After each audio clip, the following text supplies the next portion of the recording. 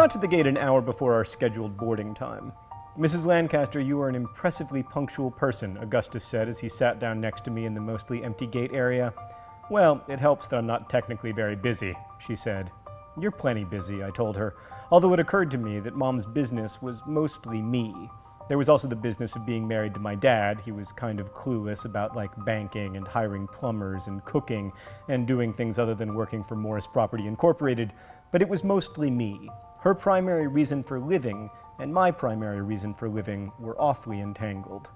As the seats around the gate started to fill, Augustus said, "I'm going to get a hamburger before we leave. Can I get you anything?"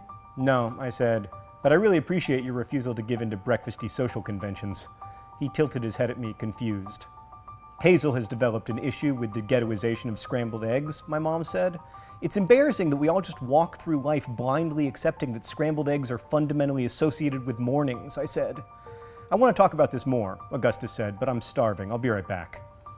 When Augustus hadn't showed up after 20 minutes, I asked Mom if she thought something was wrong, and she looked up from her awful magazine only long enough to say, "He probably just went to the bathroom or something." A gate agent came over and switched my oxygen container out with one provided by the airline. I was embarrassed to have this lady kneeling in front of me while everyone watched, so I texted Augustus while she did it. He didn't reply. Mom seemed unconcerned, but I was imagining all kinds of Amsterdam trip ruining fates, arrest, injury, mental breakdown, and I felt like there was something non-cancery wrong with my chest as the minutes ticked away. And then, just when the lady behind the ticket counter announced that they were going to start pre-boarding people who might need a bit of extra time, and every single person in the gate area turned squarely to me, I saw Augustus fast limping toward us with a McDonald's bag in one hand, his backpack slung over his shoulder. "Where were you?" I asked. "Line got super long, sorry," he said, offering me a hand up. I took it, and we walked side by side to the gate to pre-board. I could feel everyone watching us, wondering what was wrong with us, whether it would kill us, how heroic my mom must be, and everything else. That was the worst part about having cancer sometimes. The physical evidence of disease separates you from other people. We were irreconcilably other, and never was it more obvious than when the three of us walked through the empty plane, the stewardesses nodding sympathetically and gesturing us toward our row in the distant back. I sat in the middle of our three-person row, with Augustus in the window seat and my mom in the aisle. I felt a little hemmed in by Mom, so of course I scooted over toward Augustus. We were right behind the plane's wing. He opened up his bag and unwrapped his burger. "The thing about eggs, though," he said, "is that breakfastization gives the scrambled egg a certain sacrality, right? You can get yourself some bacon or cheddar cheese anywhere, anytime, tacos, breakfast sandwiches, grilled cheese, but scrambled eggs, they're important." "Ludicrous," I said. The people were starting to file into the plane now. I didn't want to look at them, so I looked away, and to look away was to look at Augustus.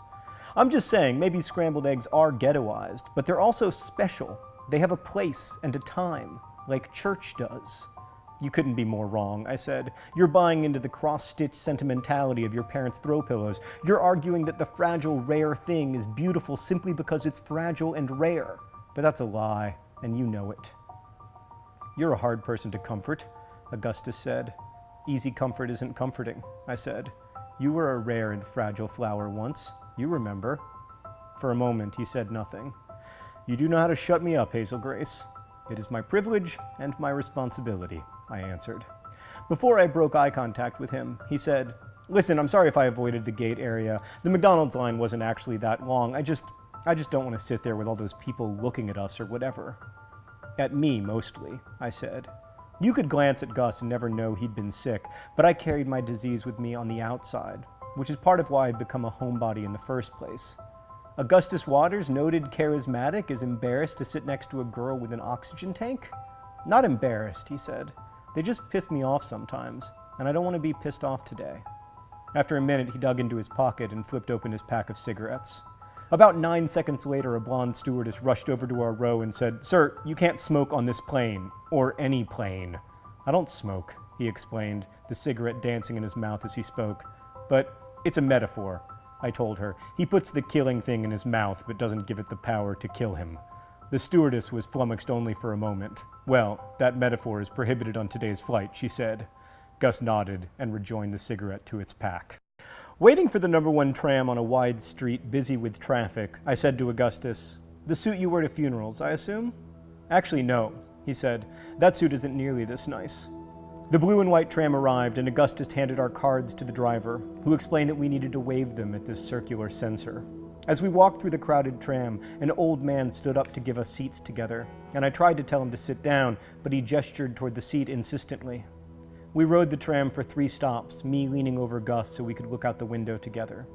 Augustus pointed up at the trees and asked, "Do you see that?" I did. There were elm trees everywhere along the canals, and these seeds were blowing out of them. But they didn't look like seeds. They looked for all the world like miniaturized rose petals drained of their color. These pale petals were gathering in the wind like flocking birds, thousands of them, like a spring snowstorm. The old man who'd given up his seat saw us noticing and said, in English, "Amsterdam's spring snow. The Ypen throw confetti to greet the spring." We switched trams, and after 4 more stops, we arrived at a street split by a beautiful canal, the reflections of the ancient bridge and picturesque canal houses rippling in water. Oranje was just steps from the tram. The restaurant was on one side of the street, the outdoor seating on the other, on a concrete outcropping right at the edge of the canal. The hostess's eyes lit up as Augustus and I walked toward her. "Mr. and Mrs. Waters?" "I guess," I said. "Your table," she said, gesturing across the street to a narrow table inches from the canal. "The champagne is our gift." Gus and I glanced at each other, smiling. Once we'd crossed the street, he pulled out a seat for me and helped me scoot it back in. There were indeed 2 flutes of champagne at our white tablecloth table. The slight chill in the air was balanced magnificently by the sunshine. On one side of us, cyclists pedaled past, well-dressed men and women on their way home from work, improbably attractive blonde girls riding side saddle on the back of a friend's bike, tiny helmetless kids bouncing around in plastic seats behind their parents. And on our other side, the canal water was choked with millions of the confetti seeds. Little boats were moored at the brick banks, half full of rainwater, some of them near sinking. A bit farther down the canal, I could see houseboats floating on pontoons, and in the middle of the canal, an open-air, flat-bottomed boat decked out with lawn chairs and a portable stereo idled toward us. Augustus took his flute of champagne and raised it. I took mine, even though I'd never had a drink aside from sips of my dad's beer. "Okay," he said.